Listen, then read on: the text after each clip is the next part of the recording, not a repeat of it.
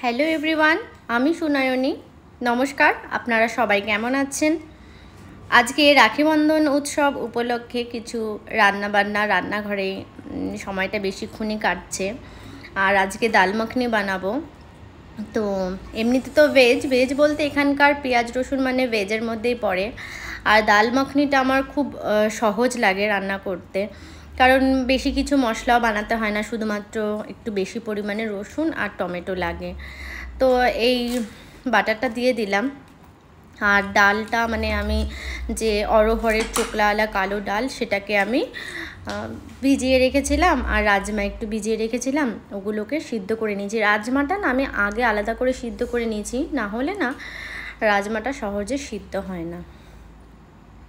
এখানে একটা নিয়ম ভীষণ আলাদা আমাদের কলকাতার থেকে, আমাদের পশ্চিমবঙ্গের থেকে। অ্যাকচুয়ালি রাখিটা আমাদের মানে বাঙালি তো অনেক বড় উৎসবই, কিন্তু নন বেঙ্গলিরা অনেক বড়োভাবে বেশিভাবে সেলিব্রেট করে। মানে ওদের জন্য দিওয়ালি এবং রাখি এবং হোলি, এই তিনটে উৎসব হচ্ছে মেন তিনটে ফেস্টিভ্যালের মধ্যে পড়ে।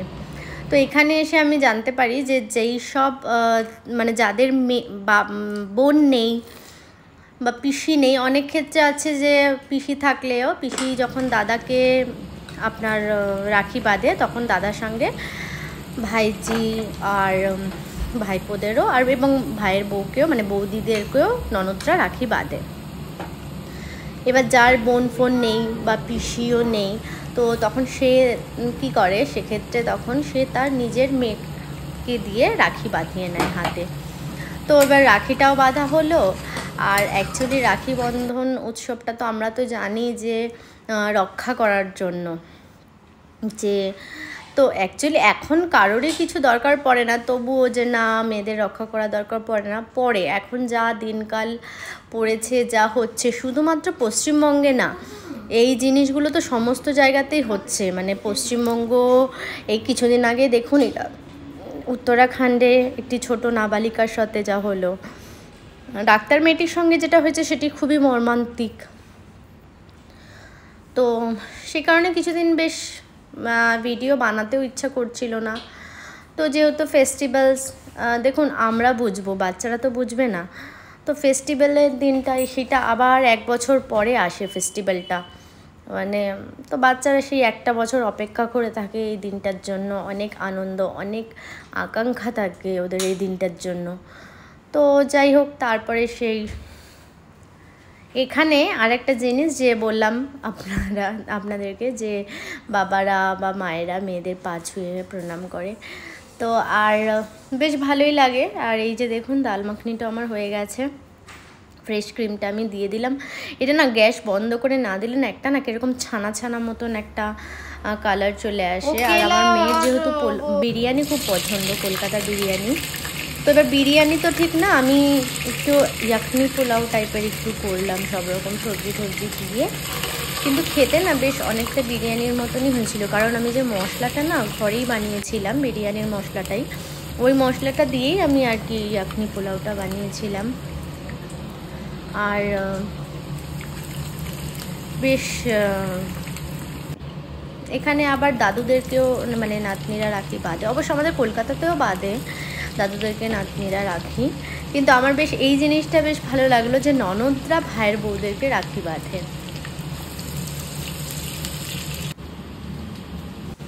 পোলাওটা যে বানাবো কেশরই ভেজাতে ভুলে গেছিলাম, জানেন তো।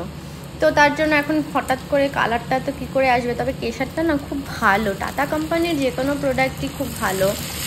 তো ওই জন্য একটুখানি মানে বরফ, ঠান্ডা জল তো ছিল না ফ্রিজে, আমরা অবশ্য ঠান্ডা জল রাখি না, আমরা যে মাটির জ্বালা সেই জলটাই খাই। তো বরফের মধ্যে সেটা মানে কেশরটা ভিজিয়ে দিলাম। আর দেখতে দেখতে মানে রান্নাটাও তাড়াতাড়ি হয়ে গেছে।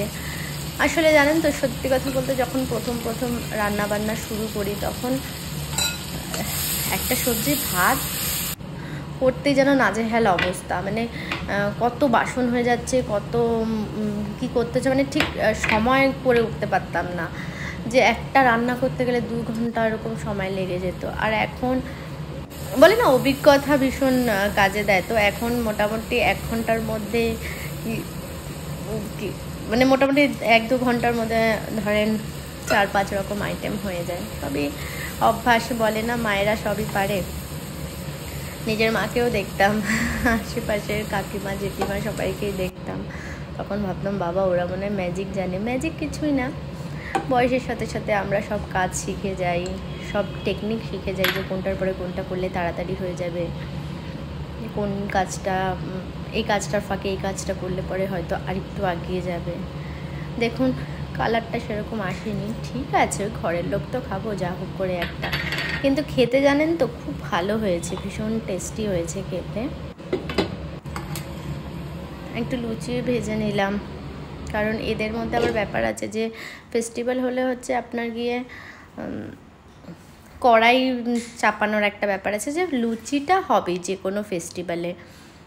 আর ওদের আবার আর একটা ব্যাপার থাকে যে যদি ফেস্টিভ্যালের দিন মানে সেই দিনই যদি ওদের পরিবারের কেউ মারা যায়, তাহলে ওরা কিন্তু আর সেই ফেস্টিভ্যালের দিনটা আর কিন্তু লুচি ভাজবে না, লুচি পকোড়া এরকম টাইপের কিছু ভাজবে না। কিন্তু হ্যাঁ, যখন আবার যদি কেউ ওই দিনে সেম দিনে যদি কারোর জন্ম হয় কোনো বাচ্চার, তাহলে ওইটাকে ওরা আবার সেদিন সঙ্গে সঙ্গে ওরা মানে আমরা যেরকম আতুরটা মানি তো, যে আতুর হলো আমরা বাচ্চা আতুর হয়েছে পুজো করবো না, না ওরা সঙ্গে সঙ্গে সেই দিনই লুচি ভাজবে, সেদিনই লুচি ভেজে ঠাকুরকে দেবে, মানে খুব আনন্দের ব্যাপার। আর এখানে না আতুর ব্যাপারটা সত্যি কথা বলতে আমার 2 ছেলে মেয়ে এখানে, মানে আমার মেয়ে জয়পুরে হয়েছিল আর ছেলে দিল্লিতে, এখানে আতুর ব্যাপারটা একদমই নেই।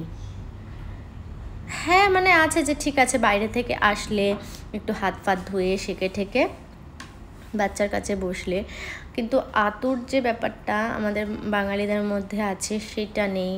তারপরে এখানে আমি একটা দেখলাম ওষুধ ব্যাপারটাও নেই, যে একজন মারা গেল, হয় না যে একজন মারা গেল 1 বছর অবধি পুজো করতে পারবে না, না ওরা কিন্তু বেশ করে, মানে আমাদের যে বাৎসরিক না হওয়া অবধি আমরা করতে পারি না। এবার আছে অনেক ব্রাহ্মণ পরিবার যারা আছে যারা একেবারে এগুলো মানে, কিন্তু আমার শ্বশুরবাড়ির দিকে এগুলো কিছুই নেই। এই যে দেখুন ইশিকার নাতিকে রাখি বাঁধা হয়ে গেছে। সত্যি এই যে ছোটোবেলার দিনগুলো মনে হচ্ছে না যদি আবার ফিরে পেতাম, 4 দিনই ভালো 80 দিনই খারাপ, তাই না? এখন ইশিকা ওর বাবাকে রাখি পরিয়ে দেবে, পুজো করেছিল, পুজো করে ভগবানকে রাখি পরিয়ে দিয়েছে। এরপরে আমরা যে এর আগে বাড়িতে মানে বাড়ি কেনার আগে যে বাড়িতে ভাড়া থাকতাম সেই বাড়িতে গিয়ে সেই বাড়ির আন্টির মেয়ে আমাকে রাখি বাঁধবে, ওর বাবাকে বাঁধবে, নৈতিককে বাঁধবে, তারপরে আমরা বাড়ি চলে আসব। ভিডিওটা এখানেই শেষ করছি। ভালো থাকবেন সবাই খুব সুস্থ থাকবেন এবং সাবধানে থাকবেন অবশ্যই। দেখা হচ্ছে আবার আরেকটি নতুন ভিডিওর সঙ্গে।